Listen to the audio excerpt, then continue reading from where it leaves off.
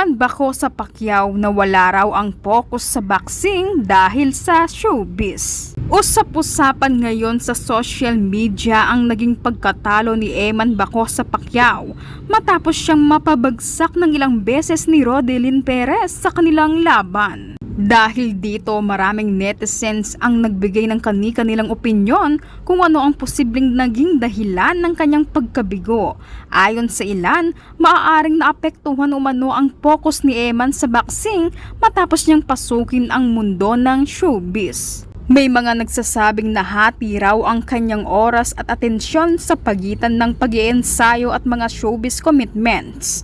Matatanda ang naging bahagi si Eman ng Sparkle at nagsimula ring magkaroon ng mga showbiz engagement at modeling projects. Para sa ilang netizens, maaaring nahati ang kanyang oras, focus at paghahanda sa pagitan ng boxing at ang kanyang lumalawak na karera sa entertainment industry. Ganun pa man, wala namang anumang opisyal na pahayag o kumpirmasyon na nagpapatunay na ito nga ang naging dahilan ng kanyang pagkatalo. Samantala, may ilan ding fans na nagbiro at nagsabing tila kulang umano ang inspirasyon ni Eman sa laban dahil hindi nila nakitang present si Jillian Ward upang suportahan siya. Matatanda ang sa huling laban noon ni Eman, nagbigay ng suporta si Jillian kay Eman dahilan upang mabuo ang samot-saring haka-haka mula sa kanilang mga tagahanga. Ganun pa man, wala ring anumang ebidensya nagpapatunay na may kinalaman ito sa naging resulta ng laban. Sa ngayon, nananatiling tikom ang bibig ni Eman tungkol sa mga espekulasyon.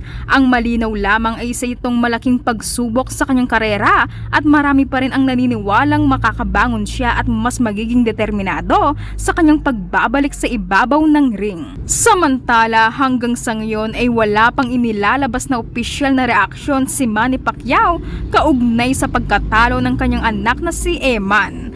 Marami ang naghihintay kung magbibigay ba siya ng mensahe ng suporta at payo kay Eman matapos ang naging resulta ng laban.